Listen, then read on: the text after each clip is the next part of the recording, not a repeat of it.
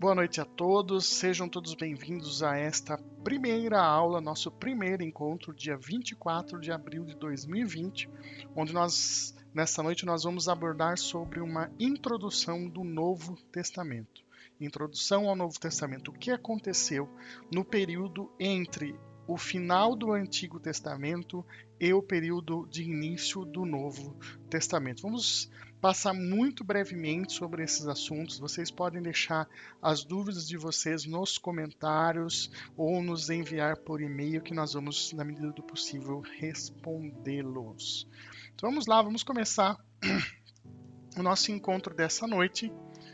Vou passar o próximo slide. Então, os nossos conteúdos, né? O que nós vamos abordar nessa noite, nesse curso aqui. Então, a gente vai falar um pouquinho sobre o período intertestamentário, que é aquilo que eu já havia falado, né, anteriormente, que é o período entre o Antigo e o Novo Testamento. Vamos entender um pouco sobre a divisão da Bíblia, como que funciona a divisão da Bíblia. O mundo na época de Jesus, vamos dar uma olhada quais eram os grupos predominantes na época de Jesus, como que era a cultura, como que era a religião, como que era a política, e aí nós vamos passar a entender um pouco mais de alguns pontos de vistas que a gente consegue, alguns detalhes que a gente consegue ver, que a gente vê nas leituras bíblicas, principalmente do Novo Testamento. E nós vamos, para finalizar o nosso encontro, nós vamos falar um pouquinho, vamos dar uma visão geral sobre os 4 evangelhos, bom? É importante que você esteja com a sua Bíblia na mão para acompanhar esse vídeo e esteja também, se possível, com um caderno para fazer as suas anotações. É muito importante você anotar algumas coisas, principalmente algumas coisas que eu vou dizer. O material, os slides vão estar disponíveis para download no link na descrição do vídeo. Então, o link desses slides estará disponível para download logo abaixo do vídeo, no link na descrição do vídeo, tá bom? Vamos começar então. Período intertestamentário, entre os testamentos, né? Então vamos lá. O Antigo Testamento é uma coisa muito importante que vocês vão notar nos cursos, que eu vou carregar um pouco os slides de texto. Mas por quê? Para que vocês tenham materiais para estudar. Então eu vou carregar um pouco os slides de texto para que vocês tenham depois como ler os slides, o material e relembrar aquilo que foi comentado em aula, tá bom? Então vamos lá. O Antigo Testamento ele fecha um pouco mais de 400 anos antes de Cristo. Então Deus cessou a sua fala, Deus cessou a sua comunicação lá no livro de Malaquias, que é o último livro, né, do Antigo Testamento. Então Deus inicia um período de silêncio, que esse período de silêncio ele durou cerca de 425 anos. Mas esse período entre o Antigo e o Novo Testamento, apesar de ter sido um período de silêncio, mas ele foi um período que as coisas aconteceram, que as coisas evoluíram. O tempo não ficou parado nesse período. E é essa história, é esse contexto que nós vamos tentar explicar para vocês e nós vamos tentar entender. Os judeus são parcialmente restaurados em sua terra e agora vivem sob o domínio do Império Persa. O rei Ciro ele permitiu que os judeus eles voltassem para Jerusalém e que eles reconstruíssem o seu templo. Anteriormente, os judeus eles haviam sido dominados pelos babilônicos. E os babilônicos eles tinham uma política, vamos dizer assim, de guerra que visava enfraquecer a cultura do povo do qual eles dominavam.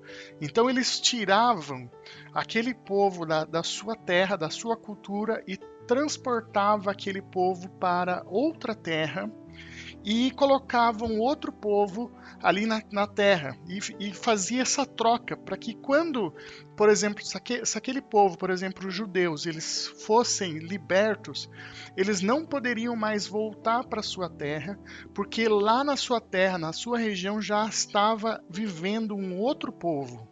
Então, os babilônicos eles tinham essa estratégia para enfraquecer a cultura e impedir que os povos dominados, que as nações dominadas, elas perdessem realmente a sua raiz, perdessem realmente a sua cultura, a sua identidade. Então, esse período que nós falamos que foi o exílio, que o povo foi retirado da sua terra e foi colocado outros povos, né, ali em Judá. Então, depois que os persas dominaram os babilônicos, o rei Ciro permitiu que os judeus eles voltassem para Jerusalém e reconstruíssem o seu templo. Então a gente vê um período, né, de retorno do exílio. O povo está voltando, o povo está retornando para sua terra, mas ainda é um povo que não tem o seu reinado próprio, não tem o seu rei, ainda ele está sob o domínio do Império Persa. Mais tarde, esse império foi derrotado pelos gregos, pelos helênios, depois pelos amorreus e depois, por fim, pelos romanos, que aí a gente vê o império que domina grande parte do mundo, inclusive o povo judeu, e nós vamos ver que quando Jesus nasceu, quando Jesus veio ao mundo, né, quem dominava era o Império Romano. Foi no final desta era que os filhos de Israel encontraram um período conhecido como período intertestamentário. Então é o período entre o Antigo e o Novo Testamento. Esse período de 400 anos entre o fim do Antigo Testamento e o início do Novo Testamento viu uma série de mudanças significativas. O povo se multiplicou bastante e agora estavam morando juntos na mesma terra, sob o domínio dos romanos, né? Então, muitos dos judeus não voltaram para a sua região, foram para outras regiões, outras partes do mundo, mas os que voltaram, aqueles que voltaram, né, do exílio, eles estavam agora sob o domínio dos romanos, né, dos romanos. E aí, com uma mistura muito grande de raças e povos ali. É até interessante a gente abrir um parêntese quando a gente fala dos judeus que não gostam dos samaritanos, né? Até existe aquele texto onde que Jesus passou pela Samaria, onde ele encontrou aquela mulher na beira do poço. Por quê? Porque os samaritanos eram judeus que se casaram com povos que não eram, né, da raça judia. E por isso os samaritanos não são bem vistos pelos judeus. Então eles se tornaram um grupo isolado, um grupo totalmente segmentado do povo judeu e eles não eram bem vistos. Então aí depois que a terra, depois que Deus transmitiu a sua última mensagem através do profeta Malaquias, aí essa comunicação, né, através de profetas, elas se cessam por esse tempo de 400 anos, que é o tempo do silêncio de Deus. É um tempo de refletir que o povo ficou sem nenhum tipo de comunicação, sem nenhum profeta se levantar em Israel. Vamos entender um pouco da Bíblia, porque a gente falou entre Antigo e Novo Testamento, mas vamos contextualizar isso agora dentro do nosso livro aqui, da nossa Bíblia, né? Da Bíblia que você deve estar com ela na sua mão. Bom, a Bíblia ela é dividida em dois grandes testamentos. E aí testamentos a gente entende como se fosse uma aliança, como se fosse um tratado de Deus. E quem divide esse Antigo e o Novo Testamento é o nascimento de Jesus ali aproximadamente no ano 0.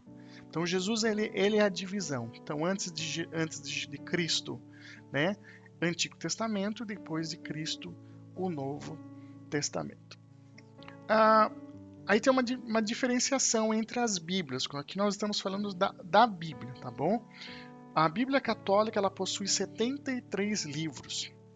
Já a nossa Bíblia evangélica, ela possui 166 livros, tá bom? Alguns livros não entraram na nossa Bíblia quando foi feito o conselho para fechar os canônicos, os livros que a igreja considerava como verdadeiramente inspirados por Deus. Nós evangélicos, a partir de Lutero, né, nós não consideramos alguns livros que tem na igreja, na Bíblia Católica, como inspirados por Deus. Então a nossa Bíblia ela tem alguns livros a menos, como livros de sabedoria, livro de Eclesiastes, livro de Tobias, Judite, 1º e 2º Macabeus, Baruque. Então são livros que a nossa Bíblia evangélica não vai ter e a Bíblia dos irmãozinhos católicos eles vão ter.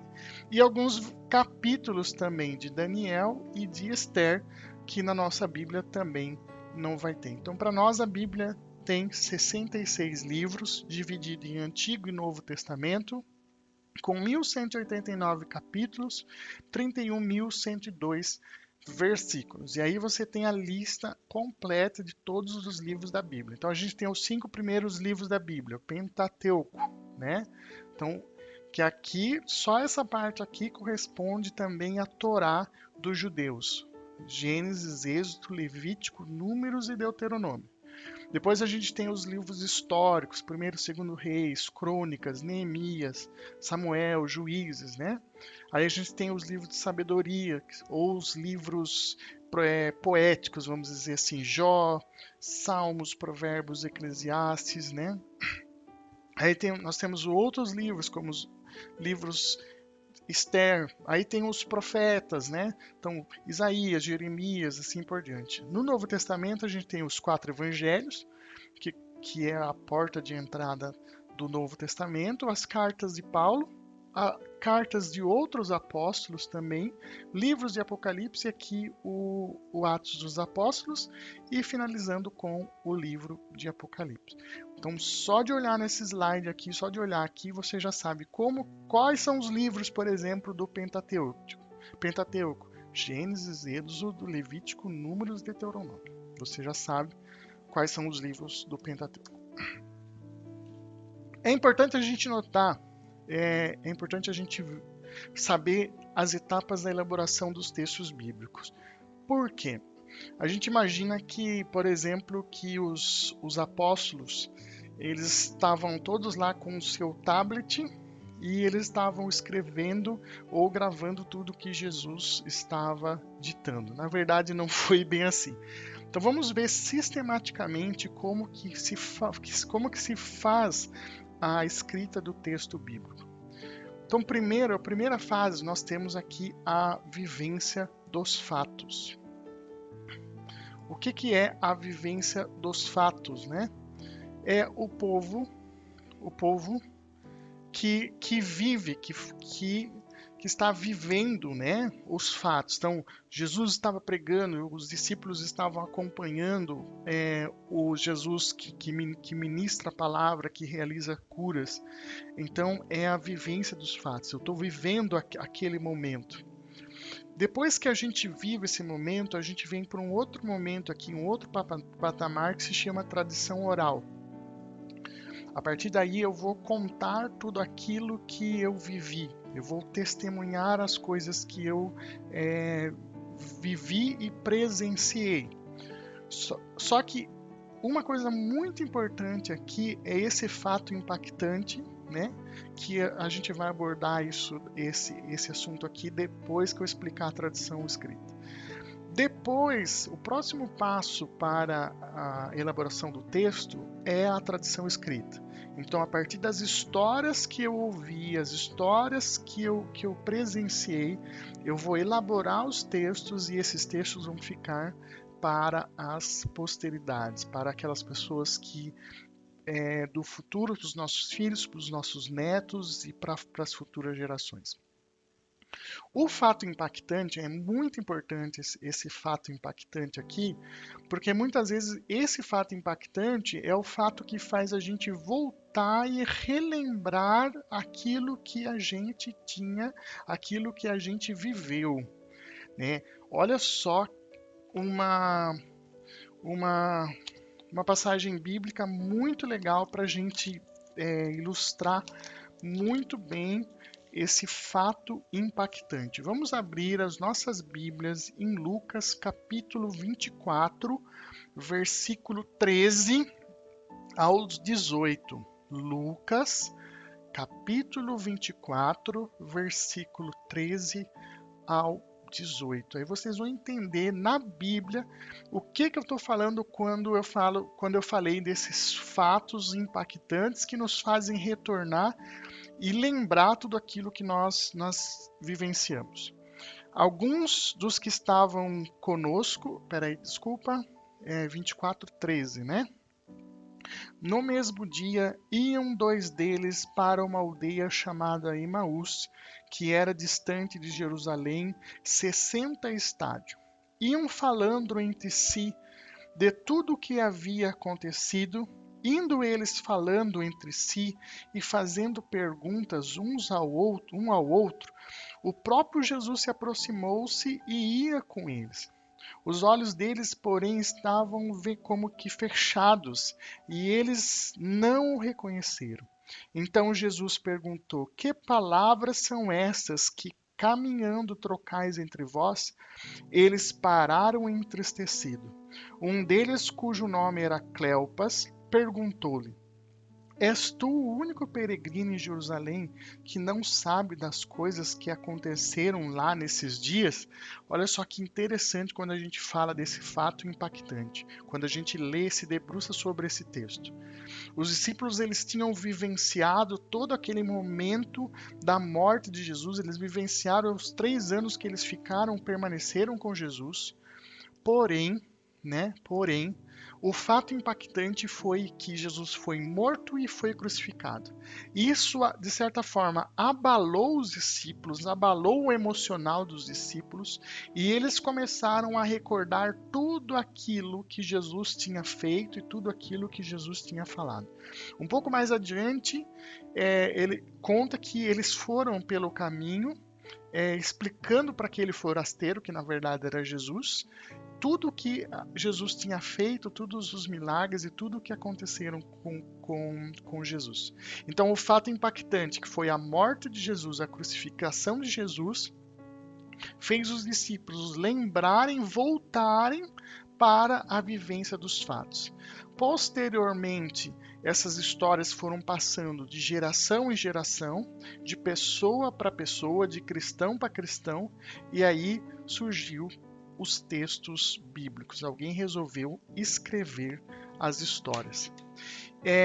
E aí, quando a gente olha para esse contexto, para essas etapas da elaboração, a gente imagina quanta coisa que não se perdeu, que a gente nunca vai ficar sabendo, né? Que não estão escritos na Bíblia. Vamos dar prosseguimento aqui. Vamos falar um pouquinho então sobre o mundo na época de Jesus. Como que funcionava, como que era o mundo na época de Jesus. A política, a cultura, a religião, idioma sofreram grandes mudanças que podemos assim dizer, uma grande decadência. Por quê? Porque o povo ele meio que se corrompeu. Houve grande mistura cultural, grande mistura religiosa, né? O povo falava grego no comércio, o povo falava aramaico na sinagoga, né? E a religião também, vamos dizer que os fariseus, que eram os grupos responsáveis por manter as regras religiosas, eles queriam levar a religião para o lado pessoal deles, para ter algum tipo de vantagem pessoal. Então a gente vê uma decadência política, cultural. Muitos judeus estavam ali colaborando para o império, trabalhando para o império também, como a gente viu o exemplo de Levi, ou no futuro a gente vai falar dele também, né? Mais um pouco na frente, que é Mateus, que trabalhava para o Império Romano recolhendo imposto. E a gente viu outro também, Zaqueu, trabalhava para os romanos. Então a gente vê um período de decadência política, cultural e religiosa, né? A gente vê um Israel assim muito muito corrupto, vamos dizer assim, vamos tratar dessa forma. Mas havia uma esperança, uma expectativa, na verdade. Israel esperava por seu Messias e havia muitas expectativas acerca do que ele faria para o seu povo. Então, a expectativa messiânica. É importante a gente gravar muito bem esse termo da expectativa messiânica. O que o povo de Israel esperava desse Messias? Na verdade, eles esperavam que esse Messias tivesse um caráter político e religioso, e esse Messias iria restaurar o reino de Israel, o reino de Davi. Olha só, muito importante esse restaurar o reino de Davi, porque a gente vai ver um pouco mais lá na frente, tanto um pouquinho nessa aula, mas um pouquinho no nosso próximo encontro, porque Jesus é ligado ao trono de Davi. Tá bom? Então essa expectativa messiânica seria um Messias político e religioso, não um Messias, o Filho de Deus. No entanto, se você perguntar hoje para um judeu quem é Jesus, eles vão responder assim para você: Jesus é um profeta. Então, Jesus foi um grande profeta, mas que ele não é o Messias. O Messias está para vir ainda, que vai restaurar o reino de Israel. Olha lá. Então, um pouquinho daquilo que eu já falei anteriormente. Esperava que seria um grande líder político e restabeleceria o controle de Israel sobre a terra. Os 4 evangelhos narram a história de como Jesus, nas margens da sociedade de Israel, exibiu o poder de Deus por meio de milagres e instruiu a muitos com autoridade, né? Então, ele nasceu na margem de Israel para mostrar que não era esse líder político que restabeleceria o controle que ele ia ser, mas ele ia ser o Filho de Deus. Ele seria o verdadeiro Messias. Vamos dar uma olhada em algumas passagens bíblicas, só para a gente não ficar falando demais. E nessas passagens bíblicas vocês vão acabar entendendo um pouco de tudo aquilo que eu já havia explicado. Vamos abrir as nossas Bíblias em Gálatas, capítulo 4, versículo 4. Gálatas, capítulo 4, versículo 4, 5 e 6. Então, esses dois S's aí significam os seguintes, né? Então, livro, capítulo, versículo, tá bom? Livro, capítulo e versículo. E lá em Gálatas, capítulo 4, está escrito assim: Vindo, porém, a plenitude dos tempos, Deus enviou seu Filho, nascido de mulher, nascido sob a lei, para resgatar os que estavam debaixo da lei, a fim de recebermos a adoção de filhos, porque sois filhos de Deus, porque sois filhos, Deus enviou ao nosso coração o Espírito de seu Filho, que clama: Abba, Pai. Abba, Papai. Muito interessante. Chegando à plenitude dos tempos, chegando o tempo certo, o tempo que deveria se cumprir, Deus enviou o seu Filho, nascido sob a lei. Olha só que interessante essa palavra sob a lei. Para resgatar aqueles que estavam, deixa eu pegar aqui o texto de novo, debaixo da lei. Olha só que interessante. Jesus, ele não se, em nenhum momento Jesus ele se coloca acima da lei, mas Jesus ele se coloca assim: eu não vim para abolir a lei, eu não estou acima da lei, mas eu vim para que a lei tenha cumprimento. Eu vim para que a lei fosse se cumprir. Mas ele veio para resgatar quem? Aqueles que estavam abaixo da lei, aqueles que estavam escravos da lei. Então, existe uma grande diferença no sob e abaixo. Eu posso estar abaixo, mas eu não sou escravo daquela lei, eu não sou dependente daquilo, eu respeito. Jesus, ele respeita a lei dos judeus. Em nenhum momento Jesus fala contra a lei. Né? Ele fala assim, ó, eu não vim para abolir, eu vim para dar complemento, para complementar. Eu vim para dizer algo mais. Né? Mas ele veio para resgatar aqueles que estavam sendo escravizados pela lei. E era isso que os fariseus, que os saduceus, eles faziam com as pessoas. Eles queriam escravizar. O povo estava escravizado pela lei. Muito interessante essa passagem aqui para a gente entender esse contexto de Jesus vindo na plenitude dos tempos.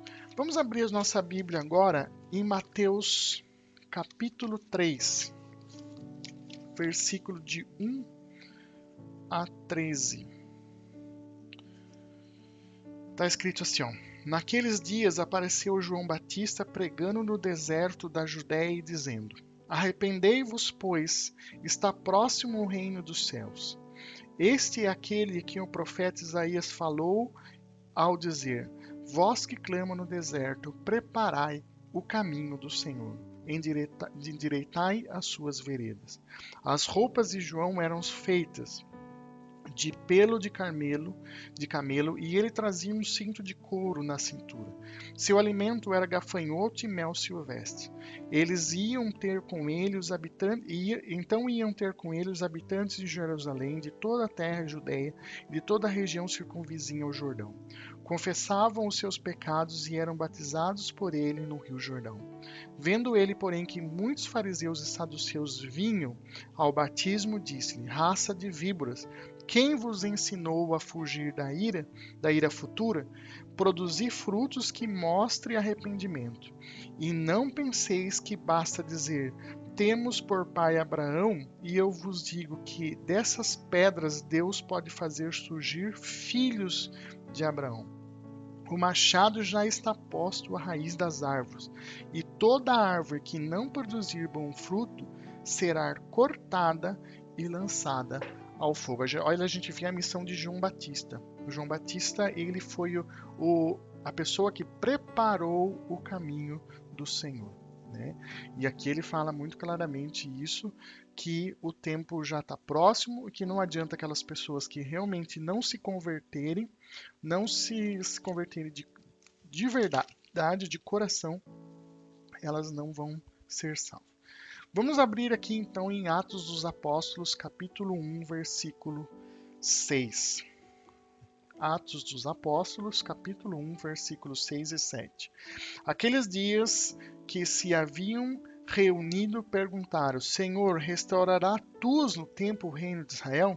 Ele lhe disse: Não vos importa saber os tempos ou épocas que o Pai determinou pelo seu próprio poder. Então, vendo, os discípulos estão perguntando para Jesus assim: Olha, é agora que o Senhor vai restaurar o reino de Israel?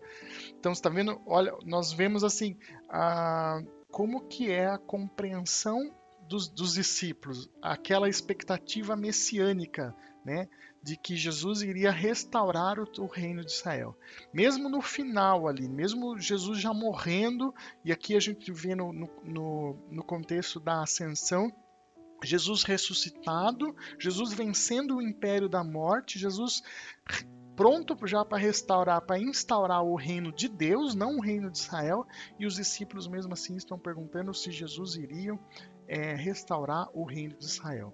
Então a gente vê claramente nessas três leituras na Bíblia que a expectativa messiânica era em relação à restauração de Israel. Vamos continuar aqui o nosso estudo.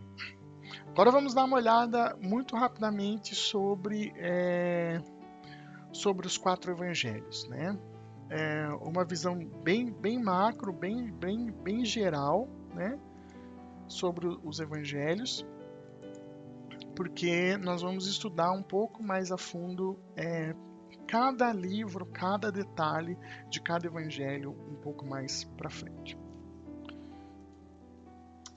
Vamos lá. Evangelho significa boa nova ou boa notícia. Então, esse é o significado de evangelho. E a gente pode olhar em Marcos capítulo 16, onde a gente vai ver exatamente isso. Então, vamos lá. Evangelho de Marcos, capítulo 16, versículo 15. Marcos 16, 15. E disse-lhe Jesus: Ide por todo o mundo e pregai o evangelho a toda a criatura. Quem crer ou for batizado será salvo, mas quem não crer será condenado. Essa tradução que eu uso, ela está dizendo evangelho, mas tem algumas outras traduções. Deixa eu consultar uma outra versão aqui, uma outra tradução. Vamos ver que falam a questão da boa nova. Então, versículo 16, capítulo 16, versículo 15. Ide por todo o mundo e proclamando a boa notícia a toda a humanidade.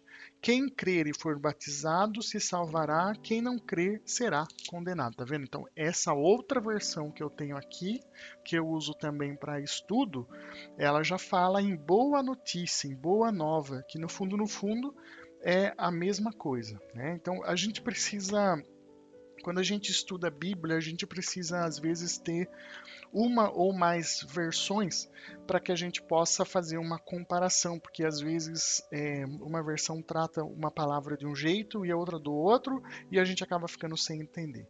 Então, evangelho significa boa nova ou boa notícia, tá bom?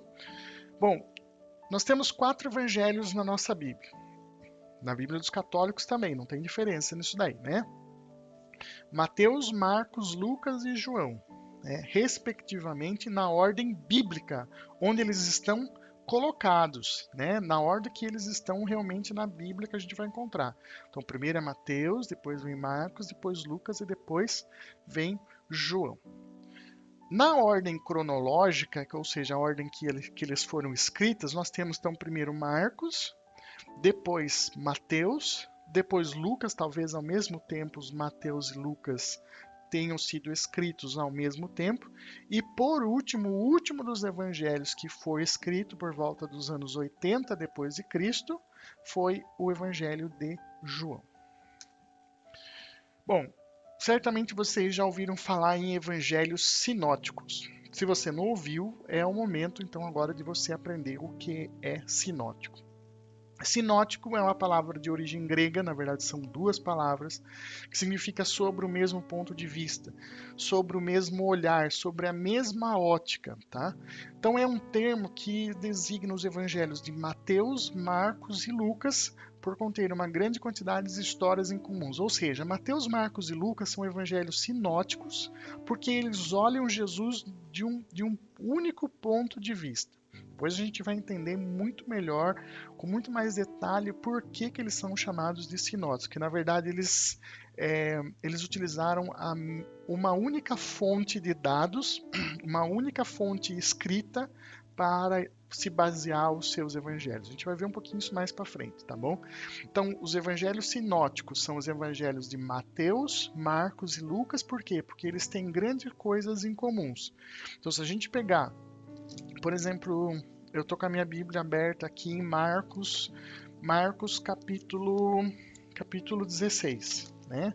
Se a gente pegar aqui, ó, Jesus comissiona os discípulos. Então, esse mesmo paralelo aqui nessa Bíblia, a gente encontra em Mateus 28, de 18 a 20, e em Lucas 24, de 44 a 49. Então, os 3 evangelhos eles vão falar da mesma coisa, só que com algumas particularidades, com algumas coisas diferentes próprio de cada evangelho. Então aí vem um segundo tópico desse slide. Sinótico, porém não iguais. certamente podemos observar algumas diferenças na forma como se narra uma história particular de Jesus, e especialmente quando se comparamos as três narrativas, Mateus, Marcos e Lucas. Eles narram a mesma história, mas com pontos diferentes, pontos de vistas um pouco diferente, né? Porque depende da cultura, da forma como cada evangelista trata aquela mensagem, trata aquela história, mas eles narram o mesmo conteúdo. Então vamos dar uma olhada agora no Evangelho, por exemplo, de Mateus, tá? Mateus, ou Levi, ele foi um cobrador de imposto que se tornou um dos 12 discípulos. Mateus ele escreve para um público, então vamos imaginar uma carta. Uma carta ela tem, hoje ninguém mais manda carta, né? Hoje as pessoas mandam e-mail, ou WhatsApp, né? Mas Mateus ele tem um público-alvo, e esse público-alvo são os judeus, os cristãos judeus, os cristãos recém-convertidos. A data de escrita dele está entre 60 e 65, mas pode ser que ele tenha escrito depois do ano 70. Existem algumas evidências que a igreja já estava em funcionamento, vamos dizer, nessa época, na época que o Evangelho de Mateus ela foi escrito. Depois nós vamos ver na próxima aula, onde nós vamos tratar com mais cuidado, com mais particularidade o Evangelho de Mateus. Ele é repleto de linguagem messiânica, como o público-alvo dele são os judeus, então ele usa muito o termo filho de Davi, né? Muito termos assim, ele não se preocupa em explicar muitos dos costumes judaicos, porque ele escreve para os judeus, os cristãos judeus. Então, teoricamente, eles já sabiam, eles já conheciam os costumes judaicos. Então, ele fala muito da lei, ele fala muito de Abraão, ele cita muitas coisas assim. Ele faz muita referência ao Antigo Testamento também. Então são 53 citações e 76 outras referências ao Antigo Testamento. Então, por exemplo, a gente vê Jesus chega no templo e desenrola, né, o pergaminho lá e começa a falar: o Espírito do Senhor está sobre mim. Ou o profeta Isaías, conforme o profeta Isaías disse. Então ele cita muitos profetas do Antigo Testamento, até porque o público que ele escreve é um público que conhece as leis, que conhece o Antigo Testamento, que conhece as profecias. Então essa é uma característica toda especial do Evangelho de Mateus. O Evangelho de Marcos, ou João Marcos, ele não foi um dos 12 apóstolos, mas ele foi um companheiro de Paulo, né? E Marcos ele é tradicionalmente associado a Pedro. Então provavelmente o que aconteceu quando Pedro ele viajou para Roma, quando Pedro foi para Roma, João Marcos ele teve muito contato com Pedro, e de Pedro ele colheu a maioria das histórias que ele coloca no seu evangelho. Então essa associação com Pedro é muito importante para a gente entender no nosso próximo encontro, na próxima sexta-feira, a questão das fontes dos evangelhos.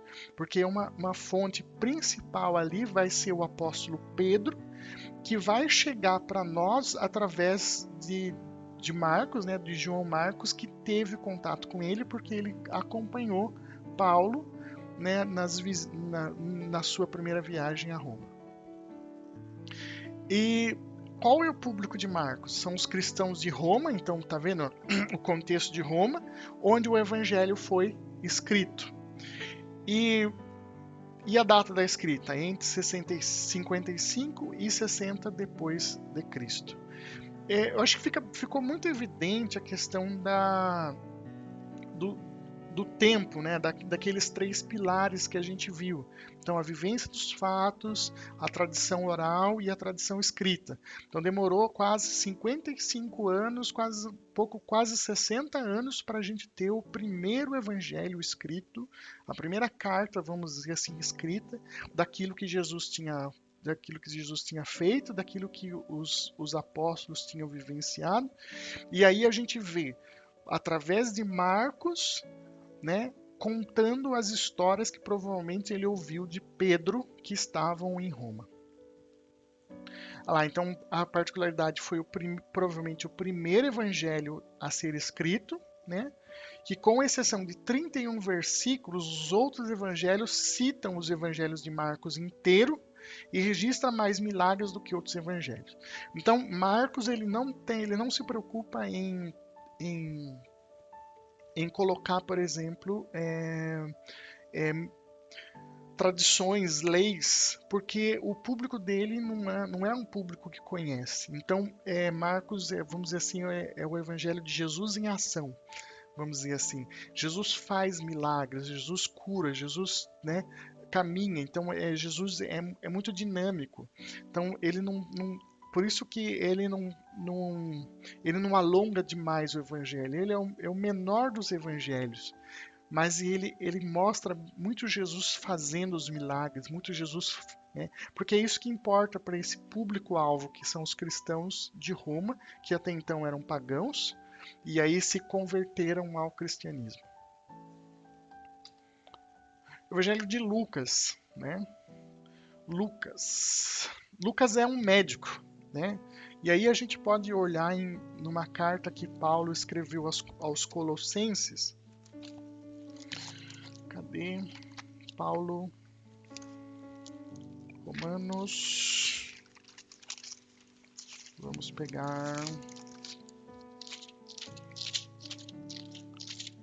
Colossenses. É uma carta muito pequena. Aqui, Colossenses. Depois de Filipenses, né?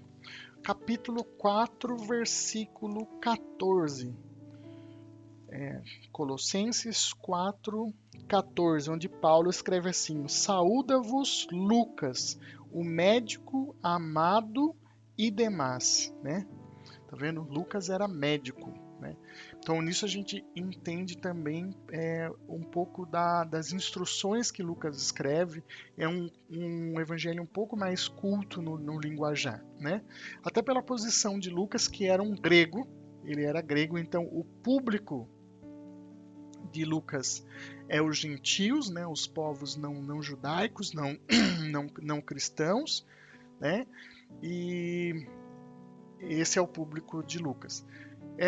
Lucas foi um amigo próximo de Paulo, e ele escreveu também o livro dos Atos dos Apóstolos, qual complementa o seu evangelho. Então, o Atos dos Apóstolos é como se fosse uma complementação, uma continuação do evangelho de Lucas também. A data de escrita gira em torno de 60 depois de Cristo. Ele é um pouco mais abrangente, ele trata um pouco melhor a história de Jesus, e ele também destaca a questão do relacionamento de Jesus com as pessoas e também a humanidade de Jesus, né?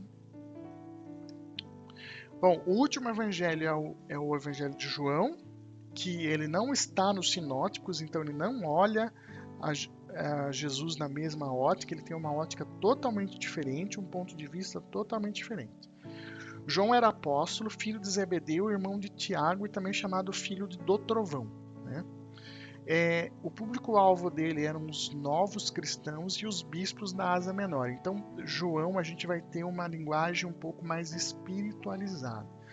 João vai falar um pouco mais do espiritual, ele vai tratar um pouco menos do histórico e vai falar um pouquinho mais do espiritual. Dos milagres de Jesus, registra 6 que são exclusivos. Mais de 90% do seu evangelho é exclusivo, então não tem, só ele escreve mais de 90%. João não contém a genealogia ou registro do nascimento de Jesus, sua infância ou tentação. Então, para João, o Evangelho de João começa falando do verbo. O verbo estava, né? Ele começa o evangelho dele tratando bem teológico, bem filosófico, assim, né? Mas ele não fala do nascimento, ele não fala da genealogia, né? O princípio, o verbo, o princípio era o verbo, e o verbo estava com Deus, e o verbo era Deus, né? Ele estava no princípio com Deus, todavia as coisas foram feitas por ele. Então ele não trata da humanidade de Jesus, ele trata desse contexto mais filosófico, um pouco mais teológico, né, de Jesus Cristo. Então é um evangelho bem diferenciado, né? Bem diferenciado mesmo.